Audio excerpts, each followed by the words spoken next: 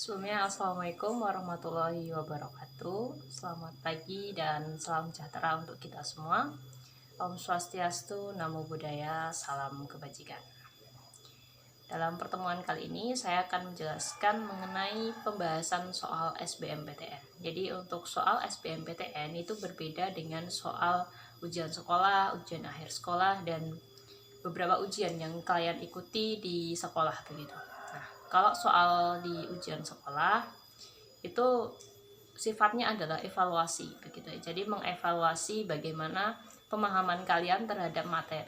Tetapi untuk SBMPTN atau UTBK ini nantinya adalah soal seleksi ya. Jadi soal seleksi dengan soal evaluasi adalah dua soal yang berbeda.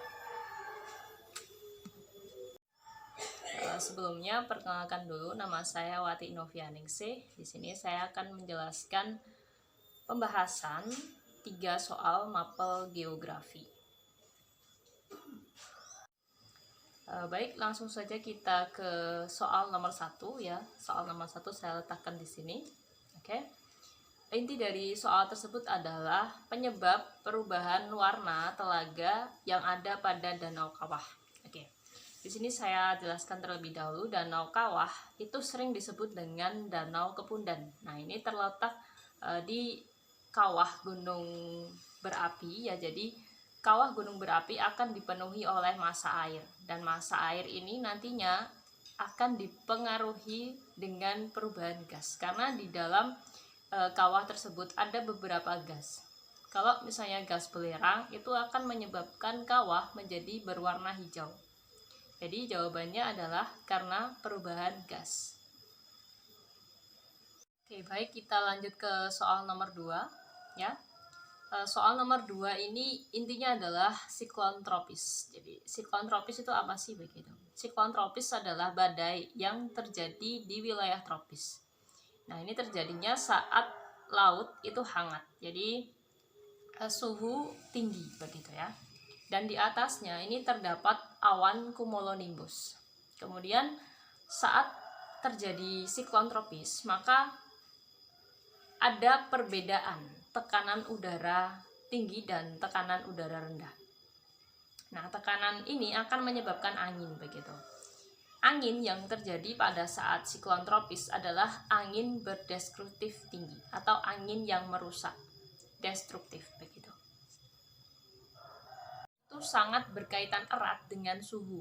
Ketika tekanannya tinggi, maka suhunya rendah. Begitu juga sebaliknya ya. Tadi sudah saya jelaskan bahwasanya siklon tropis itu terjadi saat air laut hangat. Nah, kalau air laut hangat itu berarti suhunya tinggi. Begitu.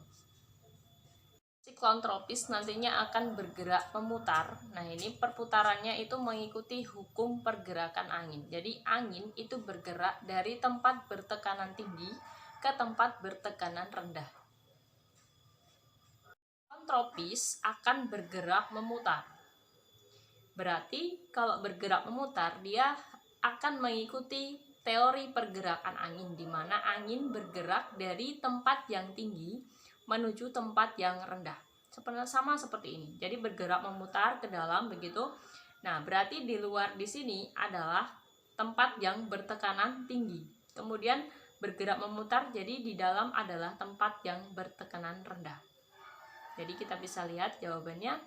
Maka silakan dipilih jawaban yang di luar akan bertekanan tinggi dan di dalam itu bertekanan rendah. Seperti itu. Oke, kemudian kita lanjut ke soal nomor 3 ya. Nomor 3 di sini intinya adalah tentang rotasi tanaman begitu. Jadi rotasi tanaman itu bukan tanamannya yang muter-muter begitu, tidak.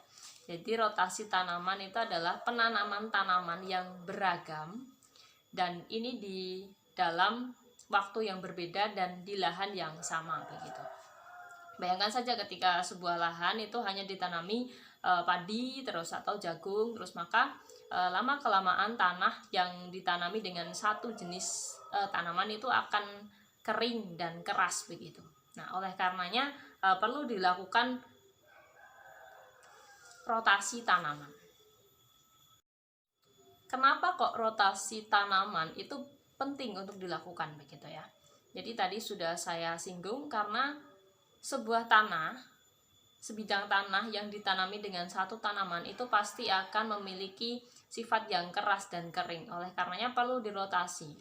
Nah, rotasi ini nanti akan menyebabkan pengikatan butir-butir tanah, kemudian tanah tersebut menjadi gembur. Jadi tidak selalu ditanami dengan satu tanaman terus kemudian selama bertahun-tahun begitu, jadi tidak pernah diganti. Nah, tidak pernah diganti itu bisa menyebabkan tanah menjadi kering begitu, kering dan keras. Nah, ini tidak baik untuk penanaman tanaman, sehingga harus dirotasi. Misalnya nanam padi terus nanam jagung, jadi harus ada pergantian tanaman seperti itu. Nah, ini agar ada itu tadi, pengikatan tanah, pengikatan butir-butir tanah agar tanahnya itu menjadi gembur, menjadi subur begitu. Ini adalah 3 soal mapel geografi SBMPTN atau UTBK. Saya doakan kepada peserta didik sekalian agar tetap belajar, tetap semangat, rajin latihan soal ya, agar nantinya bisa lolos ke perguruan tinggi negeri idaman kalian, seperti itu. Terima kasih, selamat pagi, assalamualaikum warahmatullahi wabarakatuh.